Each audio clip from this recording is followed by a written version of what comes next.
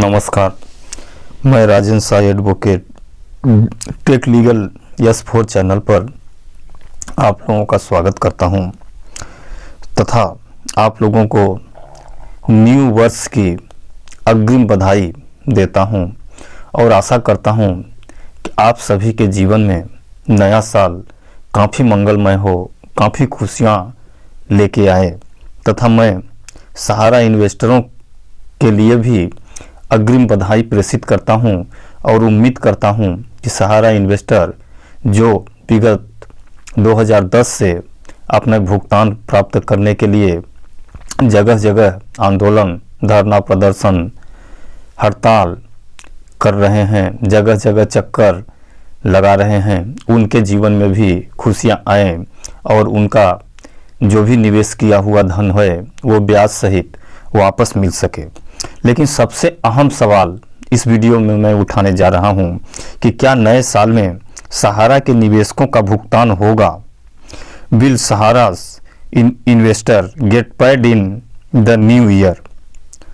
सहारा latest news 2023 माने 2023 में क्या हम सहारा इन्वेस्टरों का भुगतान हो पाएगा या फिर 2022 के तरह 2023 भी चला जाएगा और हम इन्वेस्टर दर दर की ठोकरें खाने पर ही मजबूर होते रहेंगे?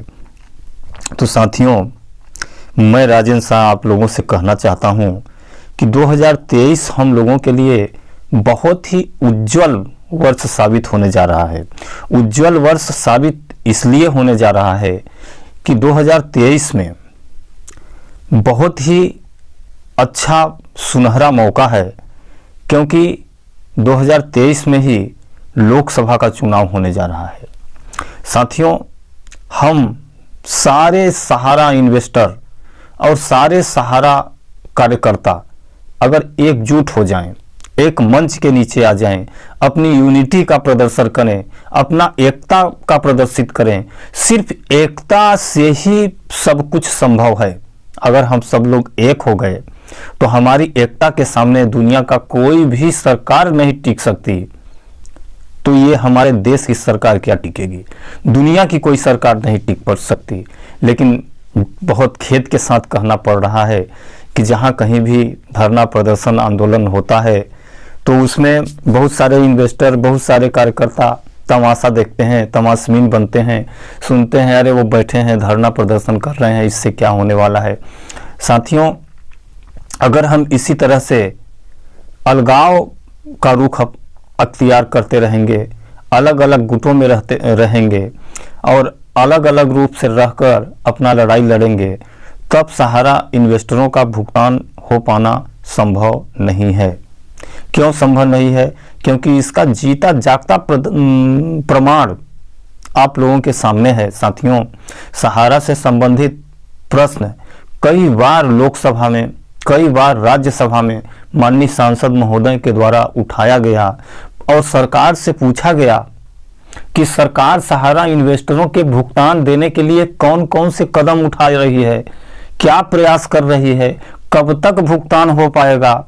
लेकिन जो सरकार के नुमाइंदे हैं, जो जिम्मेदार मंत्री हैं, उनके द्वारा इन प्रश्नों का उत्तर नहीं दिया जाता, बल्कि गोल मोल घुमा फिरा के उन प्रश्नों का उत्तर दिया जाता है कि सेबी के द्वारा विगत 10 सालों में 138 करोड़ रुपए का भुगतान किया गया, अभी सेबी को और पैसा लेना है। माने इस तरह से गुमराह किया जा रहा है साथियों, और सही उत्तर सरकार के द्वारा नहीं बताया जा रहा है। सरकार का क्या मंशा है, सरकार क्या करना चाहती है, ये भी कोई स्पष्ट नहीं हो पा रहा है। साथियों, बड़े खेद के साथ कहना पड़ रहा है कि सेबी अपना काम कर रही है। सेबी गवर्नमेंट की संस्था है। सेबी को सिर्फ अपने जुर्माने और प्लांटी से मतलब है। निवेशक जाए भाड़ में, निवेशकों को क्या पीड़ा है, क्या परेशानी है, क्या दुख है, क्या दर्द है, वो सेबी को नहीं दिखाई देता। सेबी चूंकि ये संस्था है, गवर्नमेंट की संस्था है, लेकिन साथियों सरकार तो एक जिम्मेदार संस्था है, जिम्मेदार सरकार है। अब अगर जिम्मेदार सरकार, जिसकी जवाबदेही तय करने का अवसर संविधान में निहित है कि हर 5 साल में अपनी जवाबदेही तय करेगी और वह पुनः जनता के सामने जाएगी, तो अब पुनः जनता के सामने आने की बारी 2023 में आ रहा है। सरकार क्या कहेगी? वैसे साथियों, राहुल गांधी जी जो हमारे युवा नेता हैं, उनके द्वारा कई बार आरोप लगाया गया कि नरेंद्र मोदी जी ने कई बार 5 करोड़ 5 करोड़ 5 करोड़ 2.5 करोड़ 2.5 करोड़ यानी कुल उनके द्वारा 28 करोड़ रुपया बोला गया कि 28 करोड़ रुपया सहारा कंपनी के द्वारा मोदी सरकार को दिया गया। यह बात यथार्थ में परिवर्तित होती है, क्योंकि आज दिन तक माननीय सांसद महोदय के प्रश्नों का उत्तर न देना, माननीय प्रधानमंत्री जी के द्वारा एक शब्द भी सहारा निवेशकों के भुगतान से संबंधित कोई भी बात, कोई भी जिक्र न करना, माननीय अमित शाह जी के द्वारा कोई भी बात नहीं करना। कई विधानसभाओं में प्रश्न उठा है, लेकिन वहां के सरकारों के द्वारा भी कोई बात नहीं कहना, नहीं उठाना। हाँ, कुछ जो अन्य दलों की सरकार जहां जहां है उनके द्वारा आरोप लगाया जा रहा है। अरविंद केजरीवाल कई बार खुले मंच से बोल चुके हैं कि मोदी सरकार सहारा से पैसा ली है, इसलिए सहारा के खिलाफ कोई एक्शन नहीं लिया जा रहा है। इसके साथ ही पूरे देश भर में कई FIR भी दर्ज हो चुके हैं सहारा के खिलाफ, लेकिन सहारा गिरफ्तार नहीं हो पा रहे हैं। माने ये सब काफ़ी दिग्भ्रमित करने वाली बातें हैं, काफ़ी परेशान करने वाली बातें हैं कि आखिर ऐसा हो क्यों रहा है। जब हमारे देश में कानून का राज स्थापित है, हमारा देश लोकतंत्र है, लोकतंत्र में भी इस तरह का तंत्र कैसे चल सकता है? कैसे सरकारी मिशनरियां तमाम प्रयास करने के बावजूद भी एक व्यक्ति को गिरफ्तार नहीं कर पा रही हैं, जबकि वह व्यक्ति बड़े बड़े राजनेताओं के साथ सेल्फी लेता हुआ, उनके प्रोग्राम में जाता हुआ दिखाई देता है, लेकिन फिर भी गिरफ्तार नहीं हो पा रहा है। तो साथियों, इन सब बातों से ऐसा प्रतीत होता है कि अगर हम यूनिटी नहीं बनाएंगे, अगर हम एकता नहीं बनाएंगे और अपने एकता का प्रदर्शन नहीं करेंगे, तब 2023 में भी हम अपना भुगतान प्राप्त कर लें, ये भूल जाएं। 2023 में भी नहीं होगा। और माननीय न्यायपालिका भी तारीख पे तारीख देने में बहुत ही माहिर हैं। वहाँ हम लोग न्याय की आशा से जाते हैं कि हमें न्याय मिलेगा। अब चूंकि कोई भी देश की न्यायपालिका हो, न्यायपालिका कुछ नहीं देती है। न्यायपालिका का कार्य सिर्फ पंचायत करना ही है, दोनों पक्षों को सेटिस्फाई करना है। जो पक्ष गलत कर रहा है उसको बोलना है भैया आप गलत कर रहे हैं, आपको ऐसा नहीं करना चाहिए। अब चूंकि न्यायपालिका में शक्ति निहित है, पावर निहित है, इसलिए व्यक्ति न्यायपालिका के शरण में जाता है कि अगर न्यायपालिका जो कहेगी उसको दोनों पक्षों को मानना पड़ेगा। लेकिन न्यायपालिका भी आज लोगों का विश्वास खोता जा रही है, क्योंकि वहाँ भी केसों का अंबार पड़ा है और सिर्फ मिलता है तो डेट पर डेट, तारीख पर तारीख। तो मैं न्यायपालिका से भी उम्मीद छोड़ चुका हूँ। हाँ, सरकार से उम्मीद है और सरकार से उम्मीद करना हम लोगों का कर्तव्य भी है, अधिकार भी है, क्योंकि हम लोगों ने ही सरकार को बनाया है।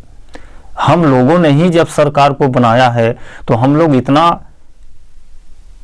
आशा, इतना विश्वास तो रख ही सकते हैं कि हमारी जो आकांक्षाएं हैं, जो हमारी परेशानियां हैं, जो हमारी मजबूरियां हैं, उन मजबूरियों को, उन परेशानियों को, उन समस्याओं को सरकार निराकरण करेगी।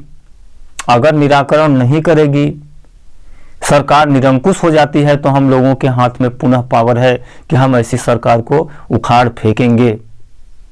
अगर आने वाले 3-4 माहों में सरकार का वही रुख अख्तियार रहता है, तो हम सारे जमाकर्ता, सारे इन्वेस्टर तथा सारे कार्यकर्ताओं से भी आह्वान करते हैं, विनम्र निवेदन करते हैं कि अब आप लोग किसी प्रबंधन के बहकावे में या सहारा प्रमुख के बहकावे में न आएं। सहारा प्रमुख तो बोलते हैं कि नहीं हम भुगतान देंगे, एक एक पैसे का भुगतान देंगे, क्योंकि उनका पिछला ट्रैक रिकॉर्ड अगर देखा जाए तो भुगतान में कि कभी कोई समस्या नहीं आई है।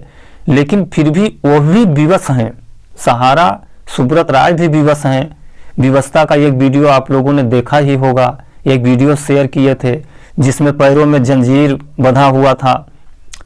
इस तरह का फोटो सहारा सुब्रत राय के द्वारा जारी किया गया था।